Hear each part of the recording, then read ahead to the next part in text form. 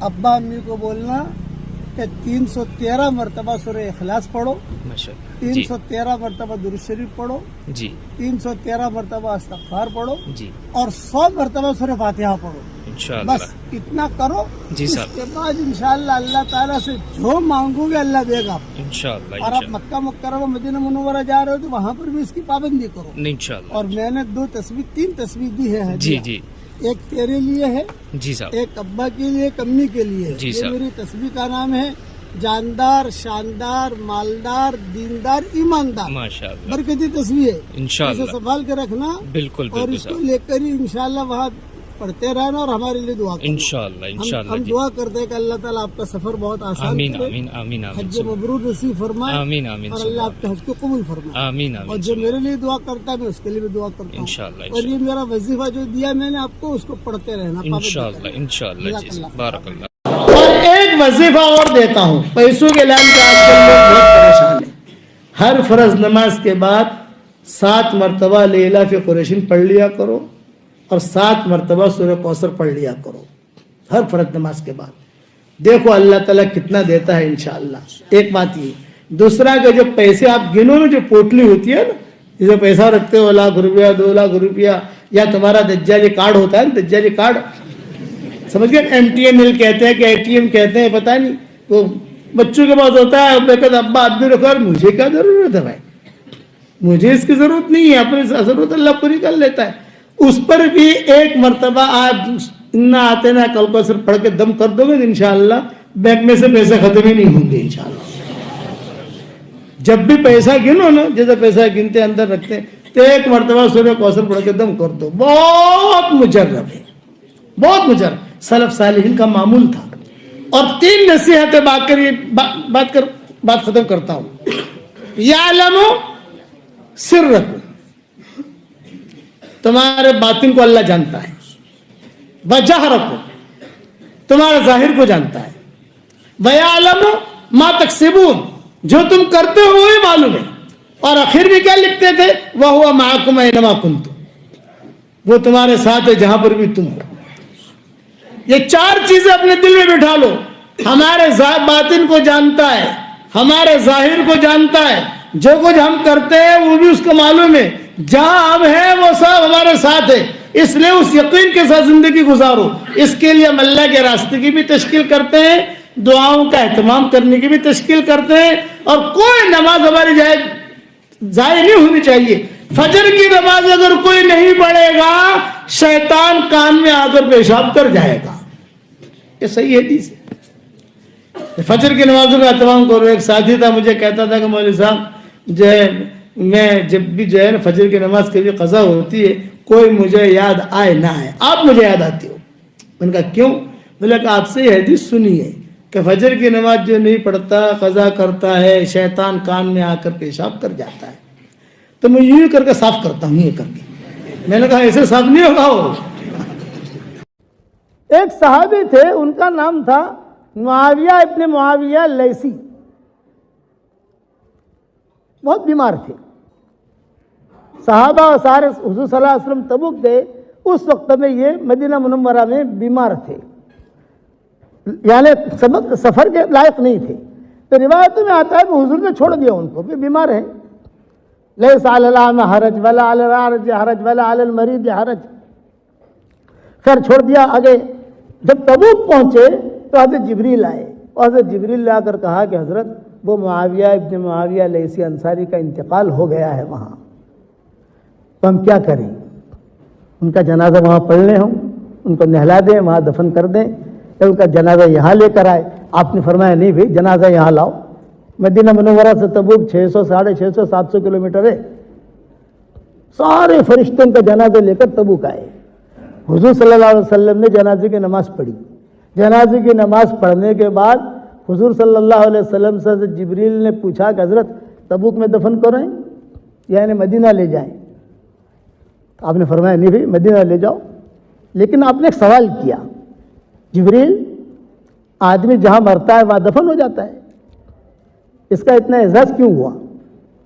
بھائی آسمانوں سے فرشتے آئے، پھر ان کی لاش کو لے کر یہاں آئے، میں نے جنازے کی نماز یہاں پڑھی، اور پھر ان کو لے کر جو ہے ساتھ گئے تم مدینہ وہاں دفن کیا، یہ اعزاز کیوں ملا؟ تو حضرت جبریل نے آہستہ سے کہا حضرت یہ سورہ اخلاص بہت پڑھتا تھا، اس وجہ سے یہ اعزاز ملا ہے، یہ اللہ کا نسب نامہ ہے۔ جب یہ صورت نازل ہو رہی تھی حضرت جبریل لے کر آ رہے تھے تو بہت دھوم سے لے کر آ رہے تھے۔ فرشتوں نے کہا کیا لے کے جا رہے ہو؟ یوں کہا اللہ کا نسب نامہ۔ مکہ والوں نے پوچھا کہ سب کا نسب نامہ ہے محمد، تمہارا نسب نامہ ہے، ان کا نسب نامہ ہے، ان کے باپ کا یہ نام، ان کی ماں کا یہ نام، ان کے دادا کا یہ نام، ان کے دانا کا یہ نام، تو تمہارا اللہ کا نسب نامہ کیا ہے؟ اس پر یہ صورت نازل ہوئی۔ جتنی فضیلتیں حضور صلی اللہ علیہ وسلم نے سورہ اخلاص کے پڑھنے کی بتائی ہے کسی صورت کی بھی نہیں بتائی۔ اس سے پراپرٹی بناؤ گے جنت میں انشاءاللہ بھائی؟ ارے بتاؤ تو صحیح، انگلینڈ والوں بناؤ گے انشاءاللہ؟ اللہ تعالی ہم سب کو عمل کرنے کی توفیق عطا فرمائے۔ اور دوسرا حضرت آپ کے یہ بچے اب حافظ ہوئی ہے نا، عالمہ ہوئی ہیں؟ بچے صبح میں حافظہ بھی بچے بھی حافظ، اور صبح کو بھی بہت بڑا۔ کتنی ہے وہ؟ 10 بچے عالمہ ہوئے، ہاں، 1 بچی حافظہ ہوئی ہاں، اور 3 بچے حافظ ہوئے ہیں، یعنی کتنے ہو گئے ٹوٹل؟ 14 اور دوسرے 14 نے شروع کیا۔ 28 جی ٹھیک ہے۔ میں آپ کے بچوں کے لیے جو میں تو سب کو جانتا نہیں ہوں، مسافر آدمی ہوں، ابھی آیا ہوں، کب چلا جاؤں گا۔ لوگ پوچھتے ہیں کہ آپ کا ایڈریس کیا؟ ابھی ہمارا ایڈریس کبھی عرش پر، کبھی فرش پر، کبھی در بدر، کبھی ان کے گھر، غم عاشقی تیرا شکریہ کہاں کہاں سے گزر گئے، کچھ پتہ نہیں کہاں ہوتے ہیں۔ تو میں 28 نہیں بلکہ 30 تسبیح میری آپ کی خدمت میں پیش کروں گا، انشاءاللہ آپ تک پہنچ جائے گی انشاءاللہ، ہمارے طاہر بھائی کے ذریعے سے آپ میری طرف سے ہدیہ دے دینا۔ بہت اچھا، مبارک، ماشاءاللہ۔ اور میرا قرآن کا ترجمہ بھی آ گیا ہے، ریاض القرآن کے نام سے، انگلش میں بھی چھپ گیا ہے اور رومن انگلش میں بھی چھپ گیا اور 23 زبانوں میں چھپ گیا ہے۔ 15 سطری میں بھی آ گیا، 13 سطری میں آ گیا، 7 سطری میں آ گیا۔ اب ہم جاپانی زبان میں، فرینچ میں اور چائنیز زبان میں کوشش کر رہے ہیں۔ آپ دعاؤں کے ذریعے سے مدد کرے گا، اللہ تک کرے کہ اس میں بھی ہمارا ترجمہ آ جائے۔ میں ہم کہاں بس دعا کریں انشاءاللہ۔ اور پانی دینا تھوڑا خالی۔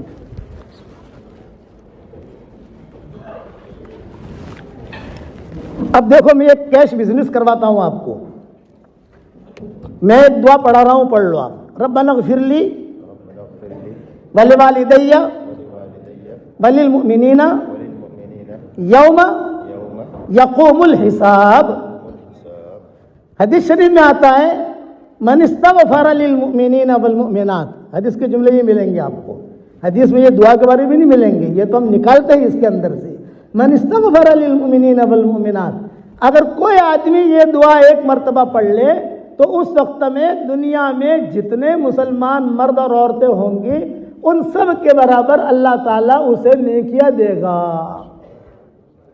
میں میرا قرآن کا ترجمہ کوئی بھی ترجمہ کرتا ہوں یا کوئی بھی کتاب لکھتا ہوں تو میں یہ دعا سب سے پہلے لکھواتا ہوں تاکہ آدمی ایک مرتبہ تو پڑھ لے۔ یہ میں بالکل نیچے اتر کے بات کر رہا ہوں، ورنہ علماء نے لکھا ہے کہ ایک مرتبہ اگر یہ دعا پڑھ لے تو آدم علیہ السلام کے زمانے سے لے کر قیامت تک جتنے انسان مسلمان مرد و عورتیں ہیں اور جتنے جنات مسلمان مرد اور عورتیں ہیں ان سب کے برابر نیکیاں ملیں گی۔ میں نے وہ قول چھوڑ دیا۔ بعض علماء نے لکھا ہے جب بھی پڑھو تو اس میں انسان بھی شمار ہوں گے، جنات بھی شمار ہوں گے، کیونکہ حضور نے صرف مومنین کہا ہے، حضور نے جنات اور انسان کو نہیں کہا ہے۔ تو بھی مومن ہے، ہم بھی مومن ہیں۔ میں نے وہ قول میں چھوڑ دیا۔ میں اتنا کہتا ہوں کہ اس وقت میں جتنے مسلمان مرد اور عورتیں دنیا میں ہوں گی ان سب کے برابر اللہ تعالیٰ اس کے اکاؤنٹ میں نیکیاں داخل کرے گا۔ ایک مرتبہ اور پڑھ لو، ربنا اغفر لی ولوالدی وللمؤمنین یوم یقوم الحساب۔ اب دیکھو ہمارے اکاؤنٹ میں نیکیاں آ گئی الحمدللہ، اللہ تعالیٰ ہم سب سے راضی ہو جائے۔ اب دعا کر لیں، دعا کر لیں۔ ماشاء اللہ ماشاء اللہ۔ خواتین کی طرف سے یہ ہے کہ ایک مرتبہ دعا اور پڑھا دیجیے، پڑھ لو بھائی۔ ربنا اغفر لی ولوالدی وللمؤمنین یوم یقوم الحساب۔ یہ جو ہے 13ویں پارے میں سورہ ابراہیم کے اندر آپ اخیر میں جاؤ گے تو سارے علماء آپ کے ہاں تو حفاظ بہت ہے ماشاءاللہ، تو اس اور ساری جتنی باتیں میرے بیانوں میں آپ سنو گے، ہمارا تقریباً 1 مہینے کا دورہ ہے آپ کے ملک کا، میرے بیانوں میں جتنی باتیں سنو گے سب میں نے میری کتاب میں لکھ دیا ہے، اس لیے مجھ سے حوالہ مت پوچھنا، میری کتاب خرید لو، سب پوچھ لینا یا وہاں دیکھ لینا۔ ساری دنیا میں انگلینڈ ایک ایسا ملک ہے کہ اسے حوالوں کی ضرورت پڑتی ہے، انگلینڈ، اس کی خصوصیت ہے، اور باقی کسی ملک میں ضرورت نہیں پڑتی۔ اس لیے میں پہلے سے کہہ دیتا ہوں، میں نے میری کتابوں میں سب لکھ دیا ہے، سب، اس لیے خالی سنتے جاؤ اور دیکھنا ہے تو کتاب جو میں نے لکھی ہے دیکھ لینا اس میں۔ چلو نیکیاں بڑھانے کے اسباب تو بتا دیے، اب گناہ معاف کرانے کا ایک سبب بتا دیتا ہوں۔ ایک صحابی آئے حضور صلی اللہ علیہ وسلم کے پاس اور آتے ہی کہا وا ذنوبا، ہائے میرے گناہ، ہائے میرے گناہ۔ آپ نے فرمایا ابھی کیا گناہ کیا تو نے؟ اچھا یہ قصہ ہوا بھری مجلس میں، کچھ قصے ہوتے ہیں تنہائی میں، کچھ قصے ہوتے ہیں بھری مجلس میں۔ تو بھری مجلس میں جو قصے ہوتے ہیں اس کے راوی بہت ہوتے ہیں، آدمی کہتا ہے کہ میں نے بھی سنا تھا، میں نے بھی سنا تھا، میں نے بھی سنا تھا۔ یہ قصہ ہوا بھری مجلس میں اور وہ کہنے لگے وا ذنوبا، وا ذنوبا، ہائے میرے گناہ، ہائے میرے گناہ۔ آپ نے فرمایا بھئی یہاں قریب آ جاؤ، بڑے میاں قریب آ جاؤ۔ وہ آئے اپنی لکڑی لے کر حضور صلی اللہ علیہ وسلم کے سامنے بیٹھ گئے۔ آپ نے فرمایا کیا گناہ ہوا؟ تو بڑے میاں نے کہا کہ حضرت شرک کے علاوہ سب گناہ میں نے کیے ہیں۔